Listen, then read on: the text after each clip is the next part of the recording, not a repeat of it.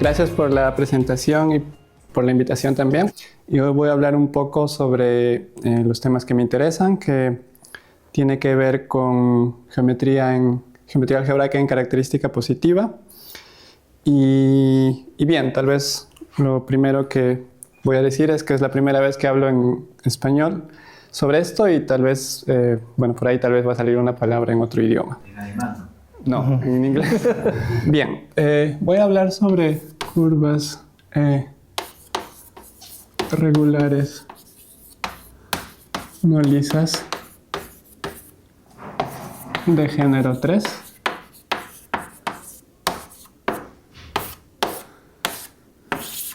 Y bien, voy a comenzar fijando la notación que voy a usar. Bueno, siempre que escriba C, esto va a ser una curva proyectiva geométricamente integral sobre un cuerpo que voy a denotar por K mayúscula. Bueno, proyectiva significa que la curva está definida por una cantidad finita de polinomios con coeficientes en K. Y esta palabra, geométricamente integral, significa que, bueno, yo puedo ver a mi curva no solo sobre K, sino sobre la clausura algebraica de K. Este K no necesita ser algebraicamente cerrado. Y lo que tiene que ocurrir es que este nuevo objeto que voy a obtener tiene que ser integral. O sea, normalmente se usa este símbolo para denotar el cambio de base. O sea, estoy viendo a mi curva no solo sobre K, sino sobre K barra. Y esto debe ser integral. ¿Ok?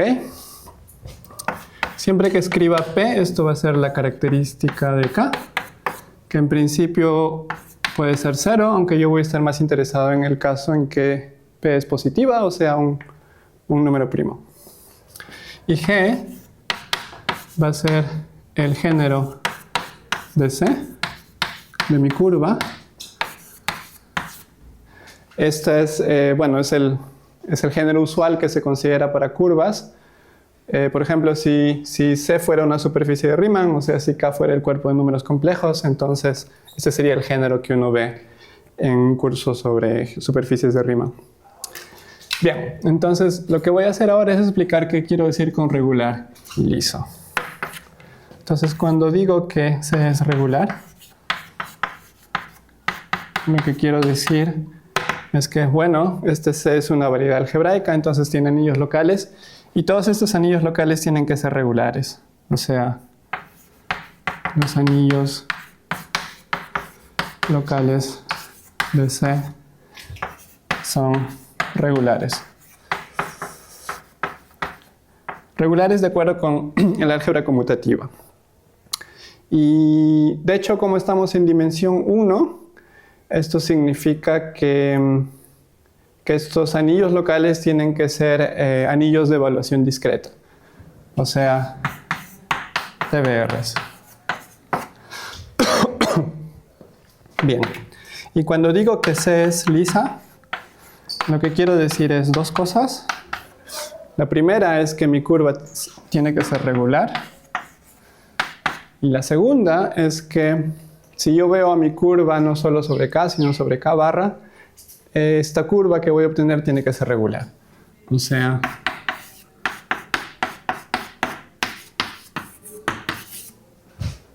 estas dos cosas. O sea, el hecho de que mi curva sea lisa significa que tenemos estas dos condiciones. Bien. Entonces es claro que ser liso implica, o lisa, implica regularidad. Y podemos preguntar si el recíproco vale. Y la respuesta es no. Y bueno, de hecho, este es justo el tema de la charla.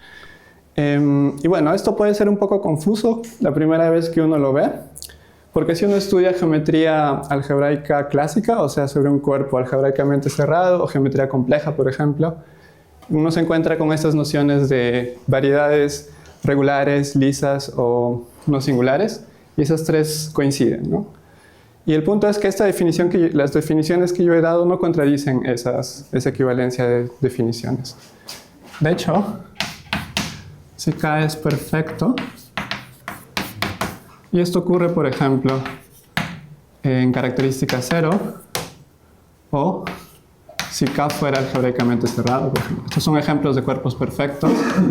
Entonces, ser liso es lo mismo que ser regular. ¿Ok? Tal vez sería bueno recordar lo que significa ser perfecto, ¿no? Voy a escribir lo que significa no ser perfecto, ser imperfecto. Un cuerpo es imperfecto si no admite, si admite extensiones puramente inseparables no triviales. Y eso significa que la característica debe ser positiva y también, si yo miro a este subcuerpo de K, si estoy en característica positiva, entonces puedo mirar a todas las P potencias de K y esto me va a dar un subcuerpo de K. Y lo que debe ocurrir es que este cuerpo debe estar propiamente contenido en K. ¿Okay? Y esta propiedad me permite construir extensiones puramente inseparables no triviales. ¿Okay? Entonces, los cuerpos de característica 0 son perfectos, por ejemplo, el cuerpo de los números complejos, los cuerpos algebraicamente cerrados también, y un cuerpo perfecto que no es algebraicamente cerrado sería un cuerpo finito, por ejemplo. Los cuerpos finitos son perfectos. Bien. Entonces, lo que quiero hacer, supongamos a partir de ahora que C es regular. ¿Ok? Y lo que quiero saber es cuándo mi curva no es lisa. Porque yo sé que,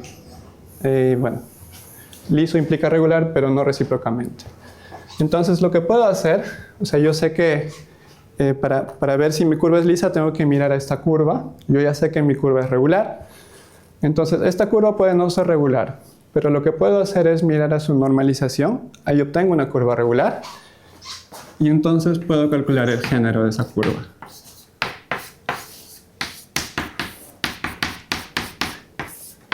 Esta es una curva regular que obtengo a partir de esta. Es simplemente la desingularización de esta curva. Y lo que ocurre es que este número es menor o igual que G. ¿Ok? Ahí es la clausura, ¿no?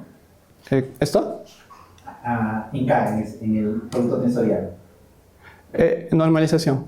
No, y el K. Sí, tiene razón, gracias. Sí. Entonces, en general, este género es menor o igual que este género. O sea, es el género de la normalización. Y de hecho se puede probar que se desliza si solo si esos dos géneros coinciden. Y entonces, como este número es menor que este, también tenemos que se desliza si G barra es menor que G. Entonces, si queremos saber si esta curva es lisa o no, lo que podemos hacer es mirar la diferencia de G menos G barra, que es un interno negativo. Y mientras más grande sea este número, mi curva está más lejos de ser regular. Y bueno, entonces, más o menos podemos mirar a esa diferencia. Y de hecho, esa diferencia no es arbitraria, porque existe un teorema de Tate de los años 50 que me dice que P-1 entre 2, bueno, ya estoy asumiendo que estoy en característica positiva, porque si estuviera en característica 0 no tengo nada interesante desde el punto de vista de esta charla. Entonces, P-1 entre 2 divide a G menos G barra. Y cuando digo divide, me refiero a que, porque esto también puede ser un medio, que G Menos g barra es igual a m por p menos 1 entre 2, donde este m es un entero. Entonces esto me da una restricción fuerte sobre estos números. Y a partir de aquí podemos sacar un corolario, que si este número es positivo, esto nos dice que C es no lisa. Entonces, este número tiene que ser mayor o igual que p menos 1 entre 2, y en particular p tendría que ser menor o igual que 2g más 1. ¿No? Y a esta desigualdad se le conoce como la cota de Tate, porque, por ejemplo, si yo quiero estudiar curvas regulares no lisas de un género fijo, género 1, 2 o 3, esto me dice que solo me tengo que ocupar de un número finito de características. Entonces el problema es, bueno, entre comillas, no es tan complicado. Ahora sí, un ejemplo. Vamos a suponer que estamos en característica mayor que 2. Y bueno, voy a dar la ecuación afín de mi curva, que sería y al cuadrado es igual a x a la p más t, donde este t es una constante que no es una p potencia. Bueno, aquí estoy usando fuertemente la condición de que mi cuerpo es imperfecto, ¿no? Esta condición. Y bueno, aquí se puede probar que g es igual a p menos 1 entre 2, g barra es 0. Y esto es interesante, porque yo sé que esta diferencia de esos dos números es un múltiplo de p menos 1 entre 2, pero de hecho p menos 1 entre 2 puede ocurrir también en ejemplos. Bien. Y también acá podemos ver algo más. Que si, bueno, esta curva está definida sobre K, pero si veo esta curva sobre K barra, o sea, estoy mirando a este objeto, entonces voy a obtener la misma curva, pero sobre K barra, sobre la clausura integral de K. Y aquí podemos ver que hay una singularidad, ¿no? Y hay una singularidad.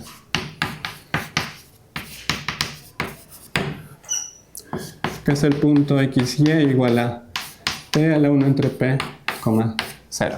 Podemos aplicar el criterio jacobiano y obtenemos ese punto singular. Y esto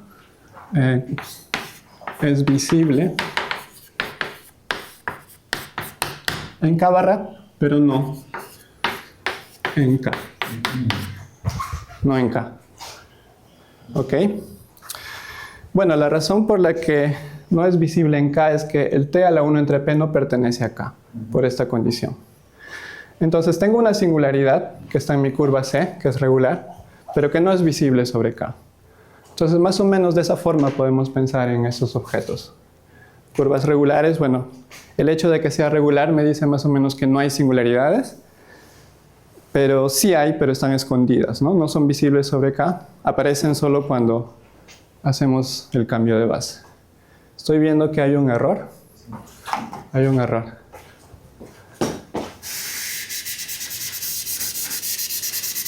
Aquí es menos T1 entre P.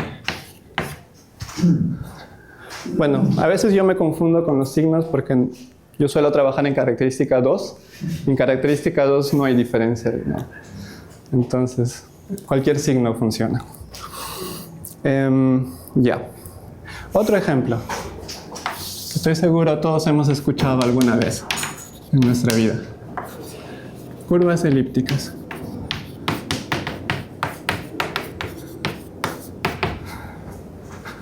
Bueno, las curvas elípticas son curvas lisas de género 1. O sea, G tiene que ser igual a G barra, eso tiene que ser igual a 1. Y además tenemos que pedir que exista un punto racional. ¿Se puede ver aquí? Creo que no se ve. Bueno, voy a escribir aquí abajo.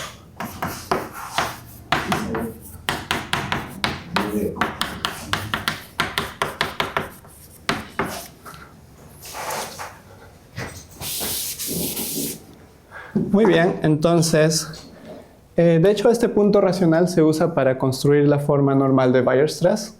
O sea, empezamos con una curva elíptica y usamos este punto y sus secciones, las secciones globales que aparecen con este punto, y conseguimos funciones racionales x y y una ecuación de la forma, bueno, en característica 0 creo que es así, x cubo más, bueno, ciertos términos, ¿no?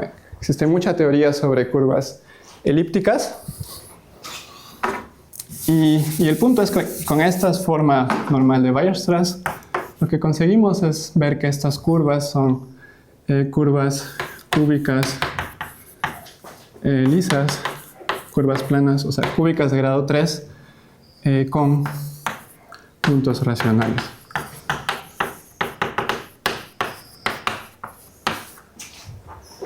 ¿Ok? Bien. Otro ejemplo. Bueno, estas son curvas lisas y podemos preguntar, bueno, estamos interesados en curvas regulares no lisas, entonces podemos preguntar cuál es el ejemplo más simple que podemos construir de estos objetos. Y bueno, miramos esos dos parámetros y el ejemplo más simple sería cuando g es igual a 1 y g barra es igual a 0. Y debido a este corolario, esto solo ocurre en característica 2 y 3. Y aquí obtenemos las conocidas como curvas cuasi elípticas. Curvas cuasi elípticas, así se les llama. O sea, se parecen un poco a las curvas elípticas en que tienen género 1, pero no son lisas.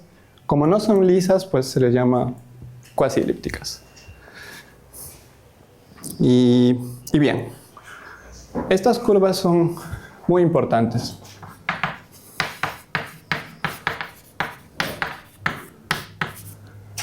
En geometría en característica positiva.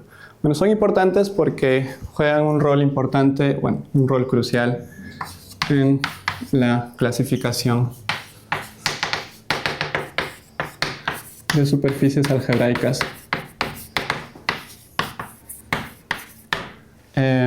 en característica positiva.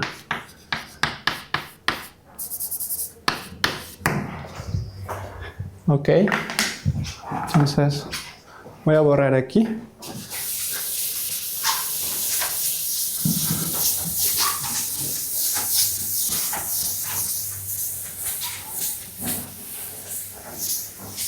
Bueno, no sé si ustedes saben, pero en Alemania hay que borrar las pizarras con trapo y agua.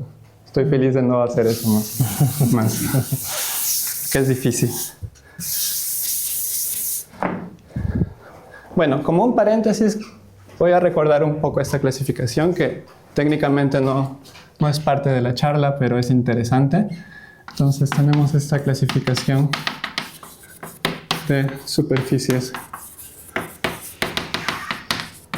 complejas no singulares. Y esto se le conoce como la clasificación de Kodaira-Enríquez. Bueno, básicamente tomamos a todas las superficies complejas y las clasificamos de acuerdo a su dimensión de Kodaira.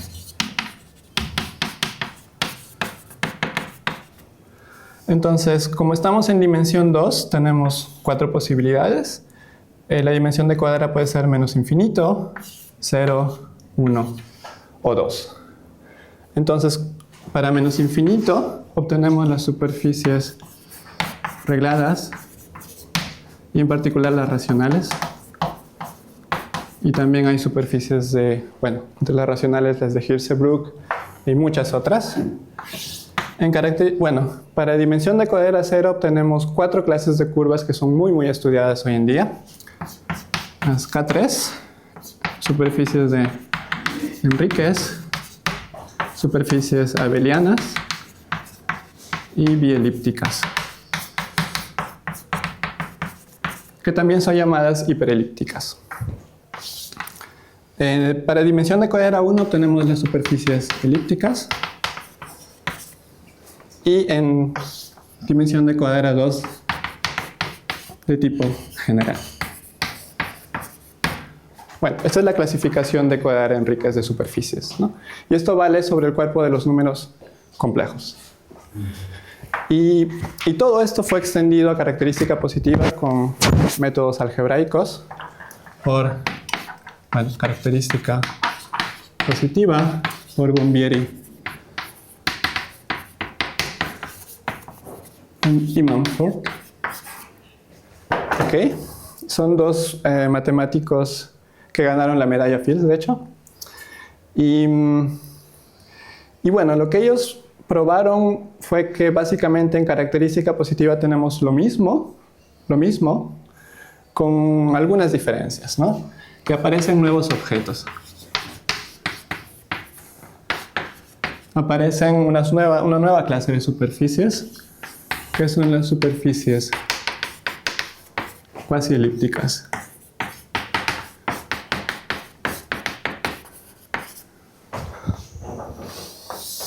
Que solo existen en características, bueno, voy a ponerlo aquí, 2 y 3. Ok, bueno, una superficie cuasi elíptica es una superficie, voy a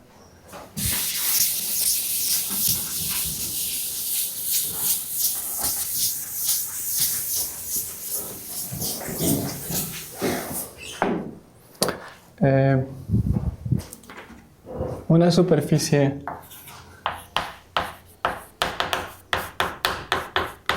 es cuasi elíptica si existe una fibración sobre una curva, no quiero usar el símbolo C, ¿ve? Una fibración, esta es una curva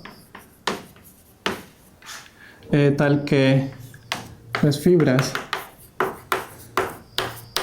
son cúbicas cuspidales. Entonces geométricamente esto se ve más o menos así. Tengo la base de mi fibración así y arriba tengo cúbicas cuspidales. Así. Más o menos así. Y esta condición que está aquí, esta condición es equivalente a decir que la fibra genérica, que es una curva sobre el cuerpo de funciones de B, es cuasi elíptica.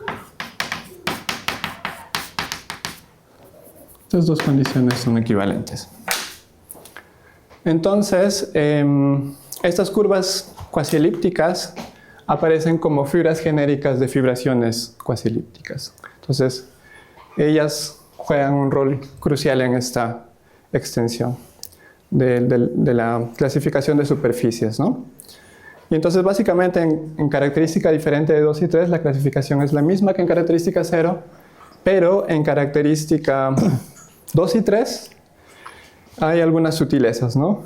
Y estas superficies aparecen y ellas fueron estudiadas por Bombieri y Mumford. Bien, bueno, se suponía que este era un paréntesis. Ahora sí, volvamos a la charla. Entonces, en esta charla, vamos a suponer que el género es igual a 3. ¿No? Tenemos las curvas de género 1, que son las curvas elípticas y cuasi elípticas, pero aquí vamos a suponer que G es igual a 3. Entonces, quiero dar alguna motivación de por qué podemos considerar este caso, por qué es interesante. Una pregunta. Sí. En el caso complejo, por ejemplo, la superficie K3 dan estas fibraciones, pero sobre curvas elípticas. Entonces es una suerte de analogía general. Sí, estas elípticas también. No, pero las K3 en general se usan como base para una fibración elíptica. De un trifold sería. Exacto. Sí, o sea, lo que usted dice es que las K3 son bases de fibraciones elípticas. Las fibraciones que tenemos aquí son llamadas cuasi elípticas. Claro, pero digamos, hay un análogo a nivel de estas cuasi elípticas también. No puedes reemplazar ese espacio base, porque estás reemplazando por una base, pero puedes también jugar con objetos K3 definidos en característica, por ejemplo. No podría decir lo que ocurre en dimensión mayor, no sé mucho la verdad sobre eso, pero si es una curva, teníamos una superficie aquí y esa superficie puede ser racional o puede tener dimensión de cuadrada 0. Y la fibra genérica también va a ser una fibra cuasi elíptica. Sí. Solo va a haber una degeneración, ese es el origen. ¿Qué significa degeneración? O sea que vas a tener una curva con una singularidad, digamos, un poco más abrupta. O sea, en la fibra genérica. Exacto. En la fibra, la fibra central, digamos. las fibras especiales. Exacto. Todas tienen singularidades. Todas. Sí, como aquí, ¿no? Justo eso es lo que quería decir. Esto es un divisor. Es un divisor y este divisor se corresponde con el punto no liso de mi curva cuasi elíptica. Sí. Y esto no ocurre en característica cero. Bien. Entonces, bueno, recordando lo que mencioné allá, podemos considerar el caso g igual a 1, o sea, curvas con género igual a 1, tal que existe un punto K racional. Y hay una correspondencia entre estas dos curvas. Bueno, aquí tenemos curvas elípticas y cuasi elípticas con puntos racionales. Y bueno, usando este punto racional, como ya mencioné aquí, podemos realizar esas curvas como cúbicas. O sea, aquí obtenemos las cúbicas, curvas cúbicas regulares con puntos racionales.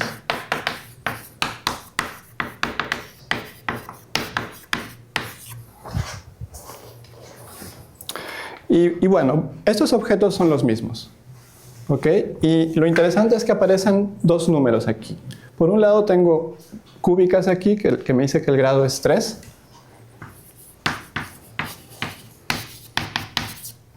Y por otro lado tengo género 1 aquí. Y hay una relación entre estos dos números. Y la relación, bueno, la obtengo a partir de esta fórmula, ¿cómo se dice en español? Fórmula de género de curvas planas.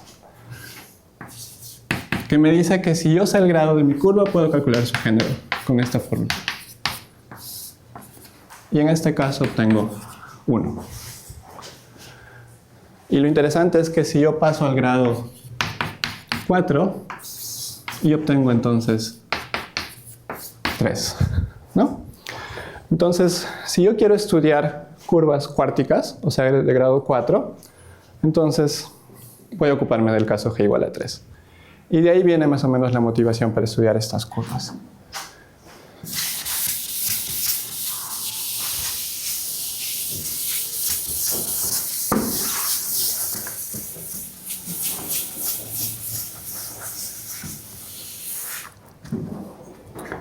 Bien.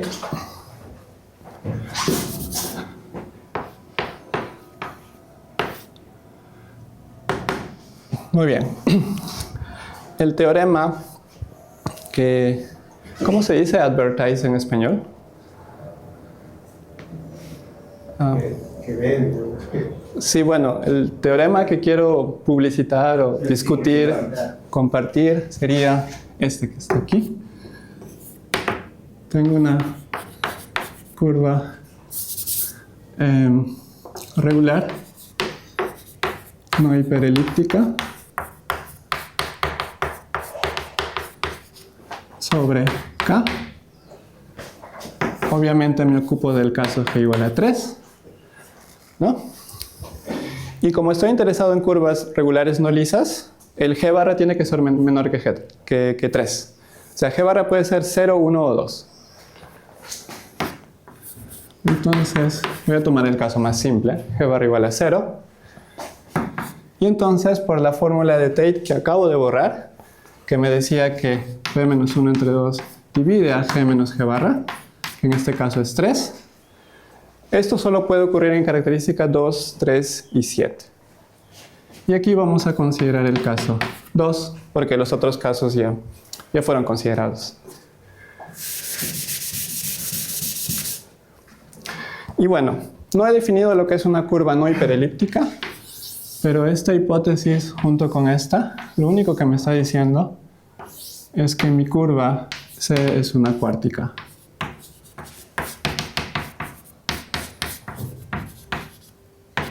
O sea, es una curva de grado 4, nada más que eso. Y esta hipótesis g barra igual a 0 me está diciendo que mi curva es geométricamente integral. No, geométricamente racional. O sea, si yo miro la extensión de base a K barra, voy a obtener una curva de género 0 que por tanto tiene que ser birracional a P1. Muy bien. Entonces, la conclusión es que C es isomorfa a una de las siguientes cuárticas. Entonces, hay 5 clases de curvas. Bueno, básicamente, el punto es que tenemos descripciones explícitas. Lo voy a escribir por aquí. Entonces, la primera ecuación es y a la cuarta más az a la cuarta más xz al cubo más b por x cuadrado z cuadrado más c por x a la cuarta, todo esto igual a 0. Ok, entonces esta es una cuártica donde aparecen ciertos parámetros. Voy a borrar esto.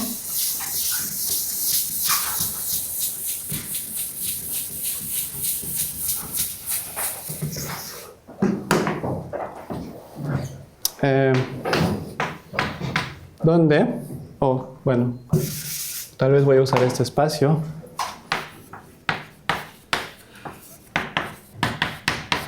Estas son constantes, pero tienen que satisfacer una condición adicional, que es que C no es una P potencia, ¿no? Bueno, tengo que usar fuertemente el hecho de que mi cuerpo es imperfecto, y esta condición es la importante en este caso.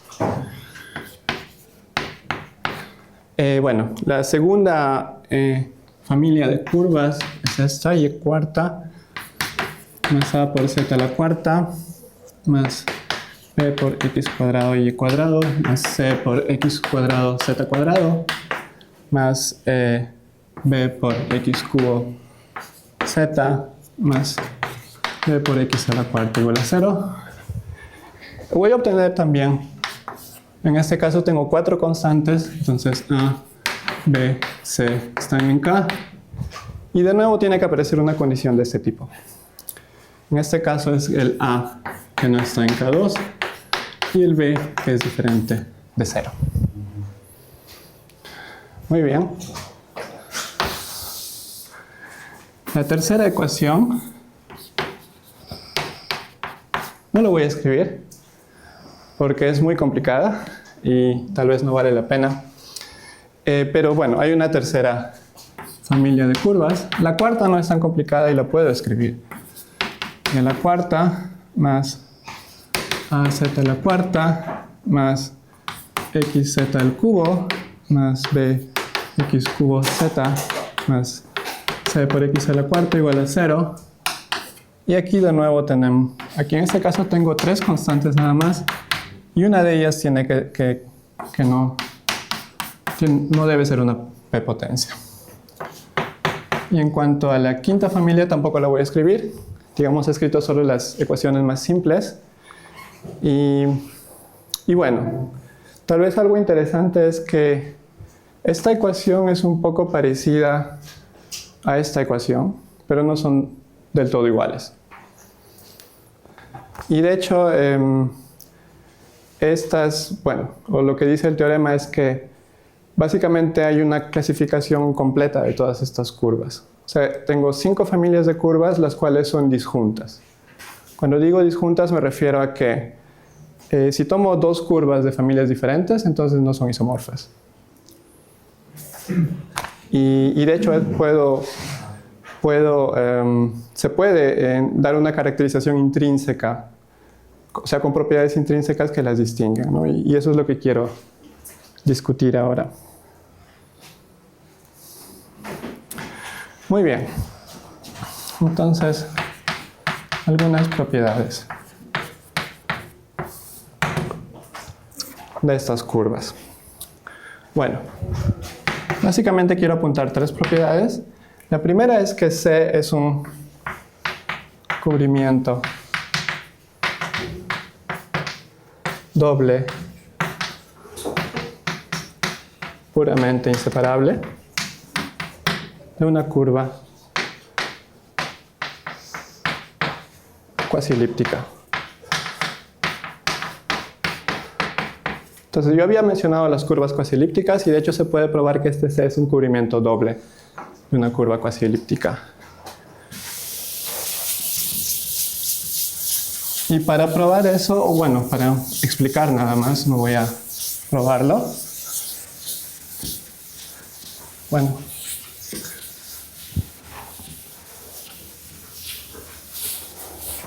Voy a usar, voy a usar un poco de terminología técnica, ¿ok? Pero va a ser solo por un momento. Entonces, yo sé que mi curva C es una variedad sobre K. O sea, es un esquema. Entonces, tiene un morfismo estructural. Y lo que puedo hacer es tomar el morfismo de Frobenius. Este es un morfismo de esquemas, entonces esto se corresponde con un mapa de anillos entre K, que va de A, o sea, lo único que estoy haciendo es elevar todo a la P. ¿Ok? Bueno, tengo este morfismo y lo que voy a hacer es tomar el pullback de C a través de este morfismo, o sea, voy a obtener producto fibrado aquí. Y a esta variedad que obtengo aquí se le llama el Frobenius pullback. ¿Ok? Y lo interesante aquí es que yo puedo escribir mi curva C aquí, considerar el mismo morfismo estructural acá. Y voy a considerar el morfismo de Frobenius de C. Que bueno, este es un morfismo de esquemas, entonces a nivel topológico es la identidad nada más. Pero a nivel de secciones locales lo que estoy haciendo es elevar toda la P. Y lo interesante es que este cuadrado de aquí afuera es conmutativo, entonces existe un único mapa que hace que todo conmute. Entonces lo que al final obtengo aquí es que tengo un mapa que va de C a CP, al Frobenius pullback. Y lo que ocurre aquí es que esta curva no es regular en general. Esta curva no es regular en general, pero como yo quiero trabajar siempre con curvas regulares, lo voy a normalizar. Y voy a llamar esta curva por C1. Y como esta curva es normal y esta curva es regular también es normal, entonces puedo levantar este mapa. ¿Ok? Y al final lo que tengo aquí es que este es un morfismo puramente inseparable de grado P, que en este caso es igual a 2, y lo mismo ocurre aquí. ¿Ok? Y esta curva es cuasi elíptica.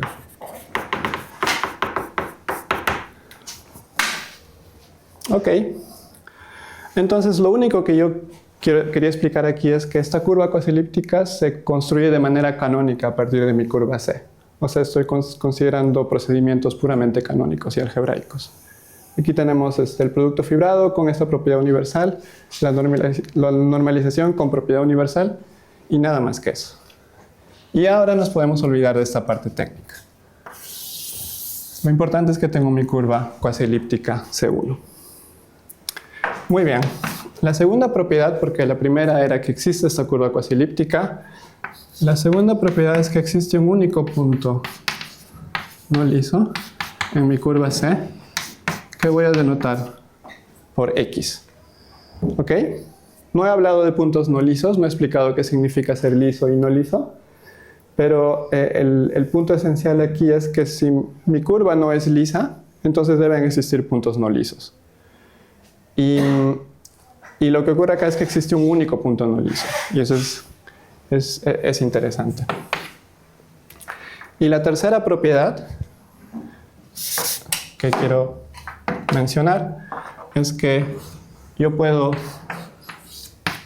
comenzar con mi curva C, tengo este morfismo C1, y puedo hacer lo mismo que hice con C1, o sea, lo mismo que hice con C lo hago con C1 con este procedimiento y obtengo una curva C2 y luego una curva C3 y luego una curva C4 y así sucesivamente.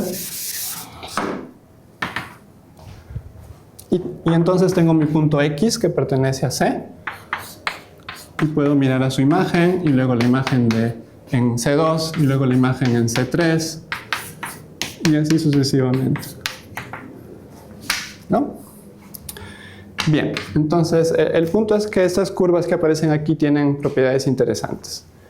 Por ejemplo, sabemos que esta curva tiene género 3, esta es cuasi elíptica, entonces tiene género 1, esta va a tener género 0, y todas las que vienen van a tener género 0 también.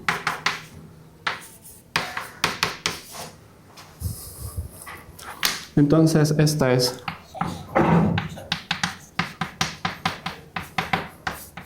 cuasi elíptica, y todas las que vienen aquí, como tienen género 0, no pueden ser no lisas. No pueden ser no lisas porque para que sean no lisas el G barra tiene que ser menor que G, pero aquí G es igual a 0. Entonces, todas estas curvas son lisas. Y ahora en cuanto al punto, a los puntos que aparecen aquí abajo, este punto yo sé que es no liso. Y lo mismo ocurre con este punto x1. De hecho, va a ser el único punto no liso de esta curva cuasi elíptica.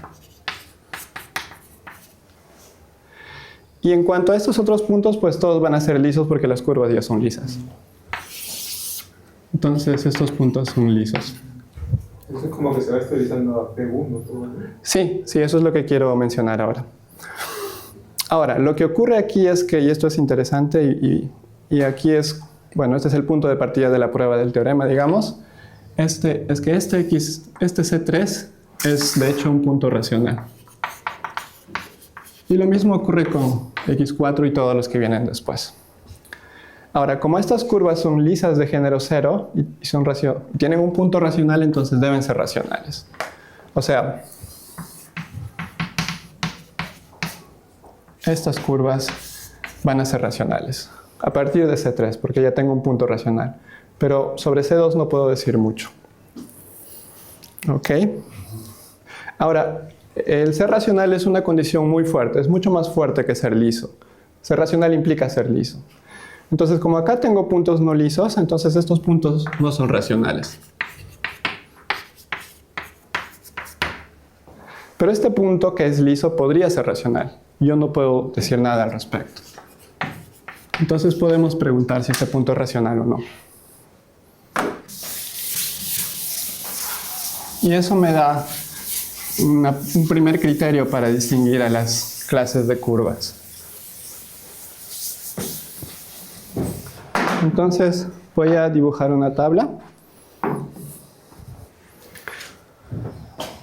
Entonces puedo preguntar si x2 es racional.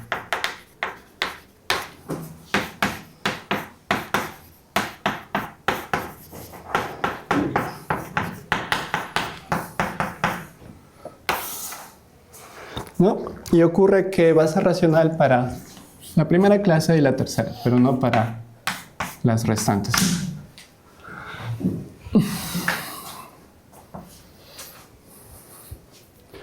Entonces con eso ya tengo un criterio para distinguir a las curvas, ¿no? Puedo distinguir estas dos familias de estas tres, de las tres restantes, por esta propiedad intrínseca de si x2 es racional o no. Como quiero distinguir a todas las curvas, voy a añadir una nueva columna. Puedo mirar a este punto X, que es el único punto no liso de mi curva. Lo puedo ver como un divisor en la curva C. Como en una superficie de Riemann tomamos un punto y eso lo podemos ver como un divisor. Y podemos preguntar si ese divisor es canónico.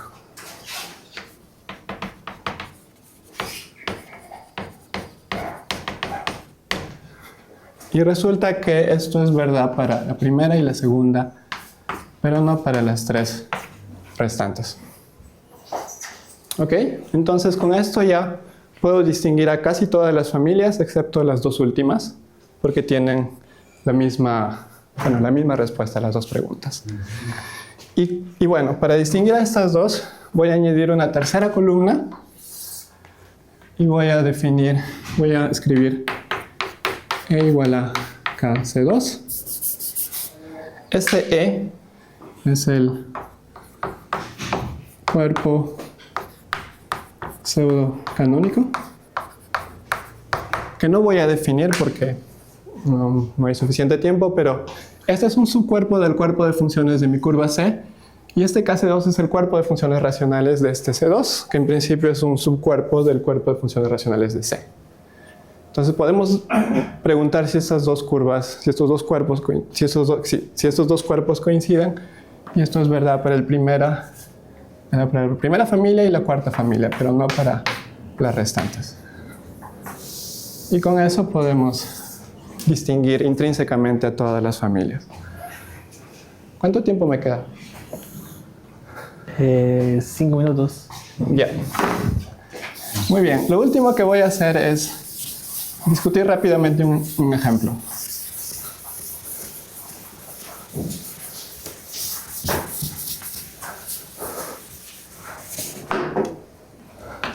Más o menos lo que quiero hacer es describir esto explícitamente para un ejemplo.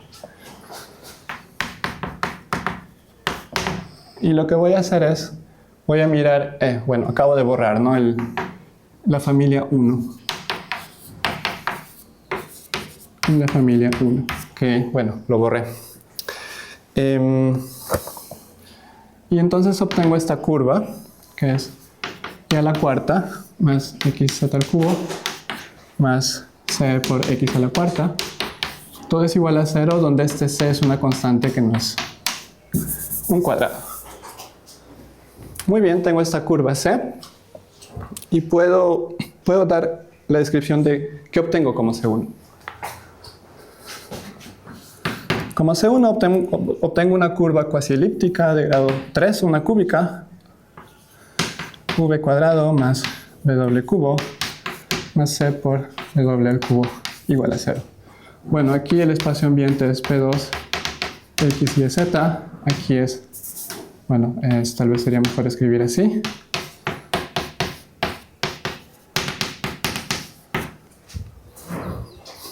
Bien.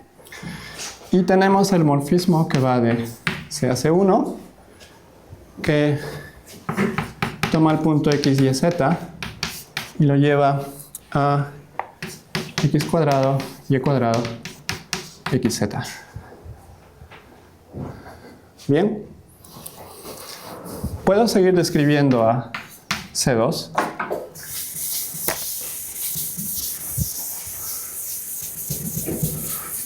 Y lo que ocurre es que este C2 es isomorfa P1. Yo sé que este C2 tiene género 0, pero estoy en el caso 1. Quiere decir que este punto X2 es racional. Entonces tengo un punto racional en una curva de género 0, entonces esta curva tiene que ser racional. Entonces este C2 es igual a P1 y el mapa correspondiente aquí es V, W, W. Y bueno, si continúo esto, voy a tener C3, C4 y todas estas son P1. Y aquí el mapa va a ser el mismo, siempre. Es un mapa puramente inseparable de grado 2. ST, S cuadrado, T cuadrado. Y aquí otra vez lo mismo. ST, S cuadrado, T cuadrado. Y así sucesivamente. Entonces, eso ocurre con este ejemplo. No es tan difícil describir lo que está sucediendo. Y bueno.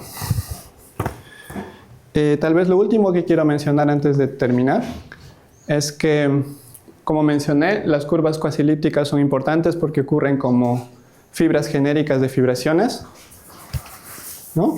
O sea, yo tenía generalmente sobre P1 una fibración cuasi elíptica. Quiere decir que la fibra genérica es una curva cuasi elíptica. Y lo mismo podemos hacer con estas curvas que yo he descrito. Voy a escribir como B. Se pueden construir fibraciones tal que las la fibra genérica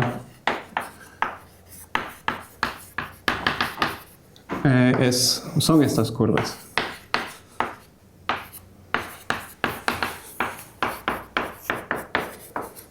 Y bueno, aquí obteníamos curvas, o sea, las fibras eran cúbicas cuspidales, o sea, curvas de grado 3, y en este caso las fibras van a ser curvas de grado 4, porque mi curva C original tiene grado 4. Cada fibra va a ser una curva de grado 4 que es racional. Y bueno, ahí termino. Gracias por su atención.